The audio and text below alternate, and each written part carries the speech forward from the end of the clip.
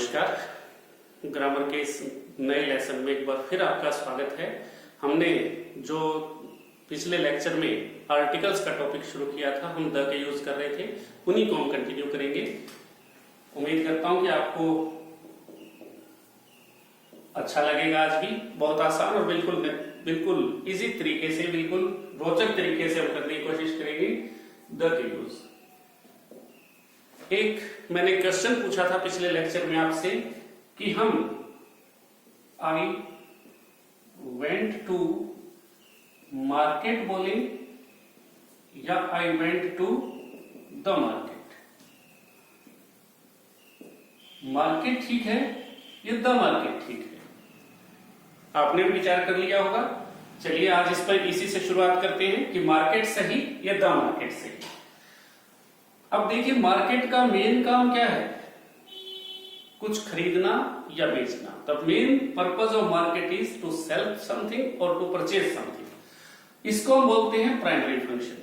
इसके अलावा अगर कोई काम है तो वो कहलाता है सेकेंडरी फंक्शन, गौण कार्य जिसे हम हिंदी में बोलते हैं। अब अगर आप मार्केट में उसके प्राइमरी फंक्शन से गए हैं, मुख्य काम से ही गए हैं, जैसे I went to market to buy a book. एक बुक ही परचेज करने गया, पर कुछ परचेज करने गया हूं, प्राइमरी फंक्शन है टू बाय, तो मैंने यूज किया सिर्फ मार्केट, द की जरूरत वहां नहीं है। I went to the market, मान लीजिए कोई शॉपकीपर मेरा फ्रेंड है, मैं उससे मिलने चला गया, ना मुझे कुछ खरीदना था ना कुछ बेचना था। I went to the market to meet my friend. अब मैं अपने दोस्त से मिलने गया हूं। Market is not basically meeting place, ये मीटिंग प्लेस नहीं है कोई, फिर भी मैं मिलने के लिए चला गया, तो इसके लिए हम यूज करेंगे द मार्केट। यानी मुख्य काम के अलावा अगर आप किसी और काम से जा रहे हैं मार्केट में, तो उसके लिए आपको द मार्केट यूज करना है। और अगर प्राइमरी फंक्शन से जा रहे हैं तो सिर्फ मार्केट, यानी दोनों सेंटेंस जो हमने लिखे वो दोनों ठीक हैं, ग्रामेटिकली करेक्ट हैं। ये नियम आप बाकी जगहों पर भी अप्लाई कर सकते हैं। जैसे आपका school, college, temple, church, mosque हो सकती है, हॉस्पिटल, ठीक है। जो भी जगह आप यूज करते हैं, जहां जहां आप जाते आते हैं, अगर वहां प्राइमरी फंक्शन है, उनका कोई स्पेशल फंक्शन है, जैसे हॉस्पिटल का मेन फंक्शन है इलाज करना या इलाज करवाना, पेशेंट जाता है इलाज करवाने और डॉक्टर जाता है इलाज करने, वो प्राइमरी फंक्शन है। अगर हम उसी पर्पज से जा रहे हैं तो आई वेंट टू हॉस्पिटल। अगर वहां हमारा कोई रिलेटिव एडमिट है, उससे मिलने के लिए चले गए, तो उसके लिए हम यूज करेंगे the hospital. I went to the hospital हो जाएगा। यानी इन सब के साथ वही रूल अप्लाई करना है जो आप मार्केट के साथ अप्लाई करते हैं। स्कूल का मेन काम है पढ़ना, पढ़ाना, टीचर जाता है पढ़ाने, स्टूडेंट जाता है पढ़ने। उसके अलावा अगर आप किसी काम से जा रहे हैं वहां, तो आपको द स्कूल कहना पड़ेगा। और अगर पढ़ने पढ़ाने के पर्पज से ही जा रहे हैं तो I went to school only. एक ऑफिस, इसके साथ हमेशा आपको द यूज करना है, द ऑफिस, चाहे वो प्राइमरी फंक्शन हो या सेकेंडरी फंक्शन हो। ये एक एक्सेप्शन है जहां आपको हमेशा आर्टिकल का यूज करना है। ये मेरे ख्याल में क्लियर हो गया होगा। I went to hospital for some treatment या टू गेट सम ट्रीटमेंट, और I went to the hospital to meet my relative. इस तरह की जो चीजें हैं उनको आप यूज करें प्राइमरी और सेकेंडरी फंक्शन के तौर पर। चलिए और देखते हैं। सेकेंड, आज का सेकेंड यूज, रीडिंग मटेरियल जो भी है,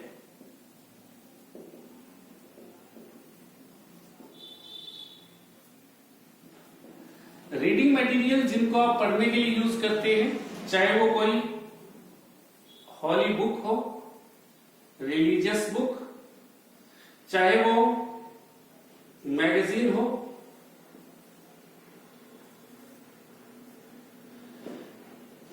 मैगजीन्स हो, हॉली बुक्स हो, या फिर न्यूज़पेपर्स हो, इन सबके नाम के साथ द का यूज करना है, जैसे the Gita, the Quran, the Bible, जो भी होली बुक है उसके साथ द का यूज करना है। मैगजीन्स, द कंपटीशन मास्टर हो सकता है। Newspaper, the times of India, the Hindustan times, the Tribune. किसी भी न्यूज़पेपर के नाम से पहले आपको द का यूज करना है। किसी पीरियोडिकल के नाम से पहले the competition master, the women's era, कोई भी मैगजीन हो, पीरियोडिकल हो जो एक निश्चित टाइम के बाद छपती है, पत्रिका जिसे आप बोलते हैं उसके साथ भी, और किसी टैबलॉइड का नाम हो वो भी इसी में आएगा, या फिर किसी होली बुक के साथ, धार्मिक किताब के साथ, रिलीजियस बुक के साथ भी द का यूज आपको करना है। ये रीडिंग मटेरियल में आप इनको इंक्लूड कर सकते हैं एक हेडिंग के जरिए, ताकि आसानी से आप इन्हें याद रख सकें।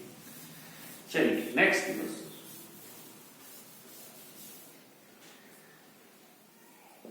किसी वैली के नाम से पहले, नेम ऑफ ए वैली, मैं इस तरह लिख देता हूं, चलिए, नेम ऑफ ए वैली, किसी वैली का नाम हो, जैसे the Doon valley, the Kashmir valley, the Kullu valley, कोई भी हो सकती है। किसी वैली का जब भी नाम आएगा उससे पहले आपको आर्टिकल द का यूज करना है। इस चीज के बारे में ध्यान रखिए। चलिए एक और चीज, गोल्ड या द गोल्ड,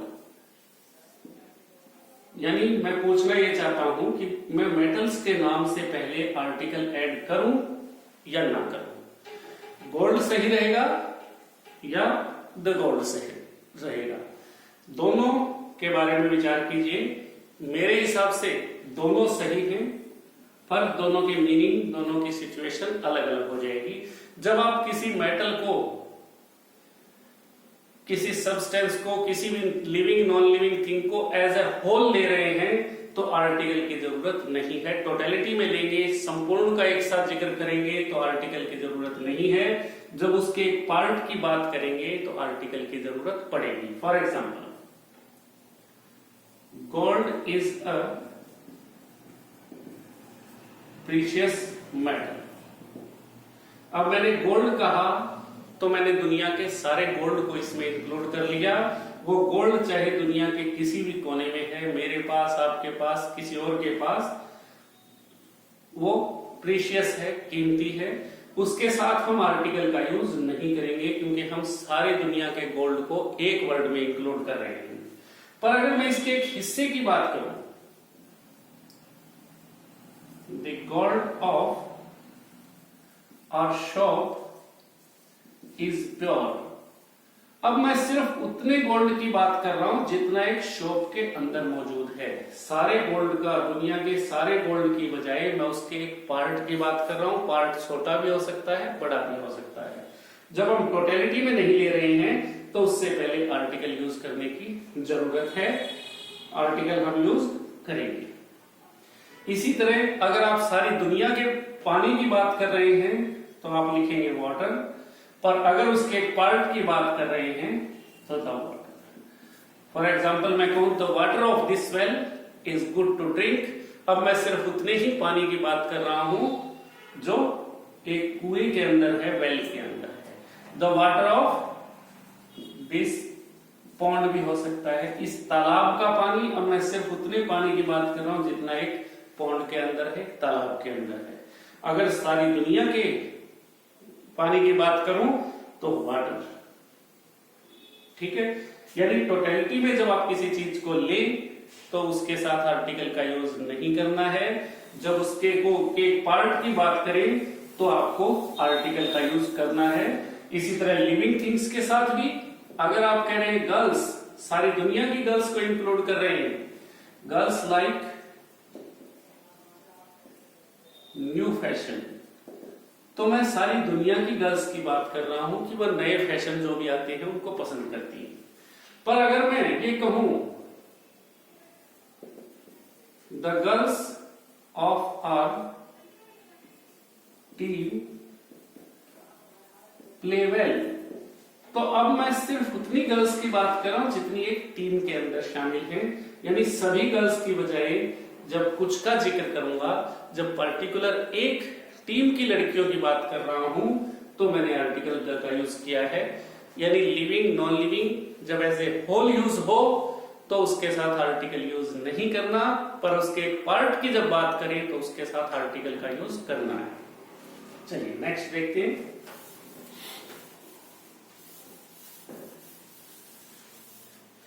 नेक्स्ट यूज, किसी डेजर्ट का नाम, नेम ऑफ अ डेजर्ट, किसी मरुस्थल का नाम, जैसे the Sahara desert, the Thar desert, एक वर्ल्ड का सबसे बड़ा ले लिया मैंने, इंडिया का सबसे बड़ा, जरूरी नहीं कि बड़े ही हो, आप किसी भी डेजर्ट के नाम से पहले आर्टिकल द का यूज करेंगे, ये कंपलसरी है। डेजर्ट का जहां भी नाम हो उसके साथ द का यूज करना है। चलिए और देखते हैं। इसके अलावा यूनिक थिंग्स, अपने आप में जो अनोखी चीजें हो, जिनसे मिलती जुलती दूसरी चीज हमारे पास नहीं है, नॉर्मली हम जिसका यूज नहीं करते, यूनिक थिंग्स के नाम के साथ हम आर्टिकल का यूज करेंगे, चाहे वो किसी भी तरह की यूनिक हो। इसमें मेनली हेवनली बॉडीज, आकाशीय पिंड जिनको आप बोलते हैं, the earth revolves round the sun, अर्थ और सन दोनों हेवनली बॉडीज हैं, दोनों के साथ द का यूज हम कर रहे हैं। द मून हो सकता है, द जुपिटर हो सकता है, तो जो भी अपनी तरह की अनोखी चीजें हैं, यूनिक थिंग्स हैं, उनके नाम के साथ द का यूज हमेशा किया जाता है, वो हमें यूज करना है। चलिए नेक्स्ट देखते हैं। इसके अलावा public buildings,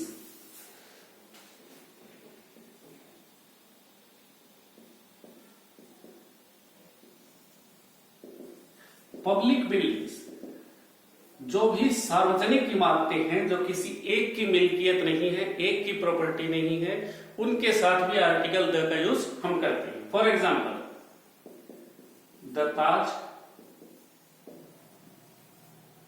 the red fort, the parliament house,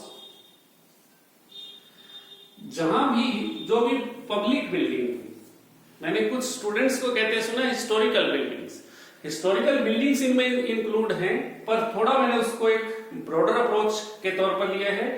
जैसे द पार्लियामेंट हाउस कह दिया मैंने, जो अलग अलग डिस्ट्रिक्ट में डिस्ट्रिक्ट सेक्रेटरिएट्स हैं, उनके साथ भी द सेक्रेटरिएट कह सकते हैं आप उसे। तो जहां भी पब्लिक बिल्डिंग, जो सार्वजनिक इमारत है, चाहे वो हिस्टोरिकल हो या कंटेम्परेरी हो, समकालीन हो, अब की हो, उन सबके साथ आपको द का यूज करना है। इस बात का ध्यान रखें, जो भी पब्लिक बिल्डिंग है, नाम उसका कुछ भी हो सकता है, आपके शहर में, आपके गांव के आसपास जो भी पब्लिक बिल्डिंग है, उसके साथ द का यूज करना है आपको। इसके बाद हिस्टोरिकल इवेंट्स,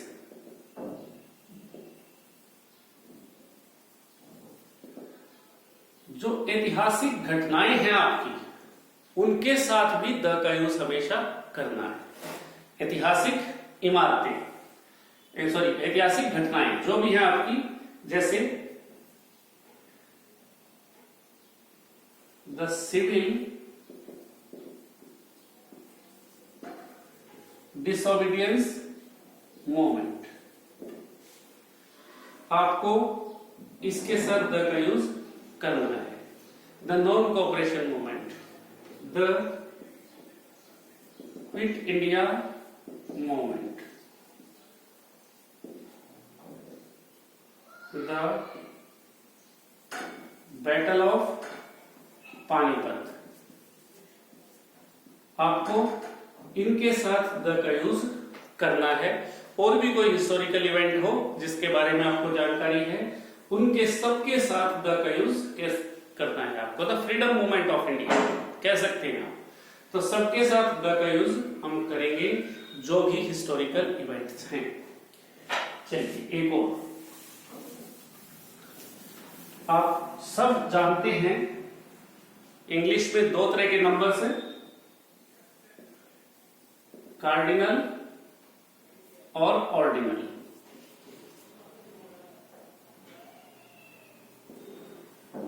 आपको ऑर्डिनल नंबर्स के साथ हमेशा द का यूज करना है, कार्डिनल और ordinal numbers.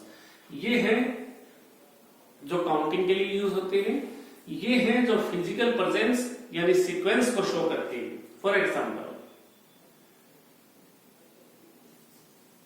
Sonu was the first boy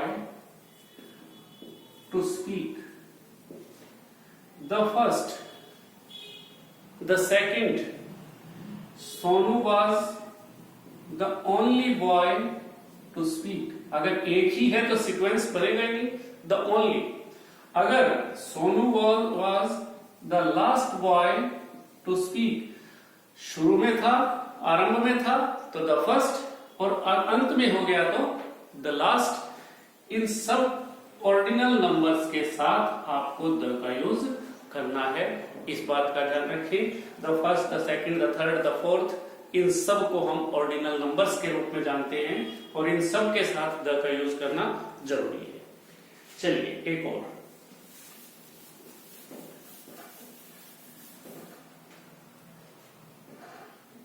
the is also used to represent a whole class। एक से जब आप पूरी जाति, बात एक की करें और पूरी जाति के बारे में जिक्र करना चाहें तो द का यूज आप इसके साथ करेंगे। For example, the lion is a beast of prey. The lion, आप जिक्र एक लायन का कर रहे हैं, बात पूरी लायन जाति के बारे में, शेरों की पूरी प्रजाति के बारे में बात कर रहे हैं। एक लायन बीस्ट ऑफ प्रे नहीं है, सभी लायंस हैं। तो मैं एक से जब पूरी क्लास की बात करूं तो द का यूज करूंगा।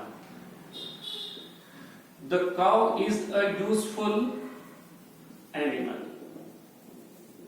एक काउ ही यूजफुल नहीं है, सभी जो भी गाय हैं वो सभी गाय यूजफुल हैं, तो मैंने इसके लिए द का यूज करना है। एक से जब पूरी क्लास को डिनोट करें तो द का यूज करेंगे। हाँ, इनकी बजाय अगर आप ए या एन का भी यूज कर लेते हैं, अगर आपके ऑप्शन में द नहीं है तो ए और एन भी दोनों भी ठीक है। A lion is a beast of prey is also correct। दोनों ग्रामेटिकली करेक्ट हैं, आप जैसे यूज करना चाहें वैसे इसको यूज कर सकते हैं। एक एक्सेप्शन है, यानी अपवाद जिसे आप हिंदी में बोलते हैं, कि मैन और वुमेन, अगर इनसे हम एक पूरी, अगर किसी मैन का, एक आदमी का जिक्र करके पूरी दुनिया के आदमियों की बात करना चाहें, या एक औरत का जिक्र करके पूरी दुनिया की औरतों के बारे में बात करना चाहें, तो इनसे पहले आर्टिकल का यूज नहीं करते हैं। ये एक्सेप्शन है, चाहे हम एक से पूरी क्लास की बात कर रहे हो। For example,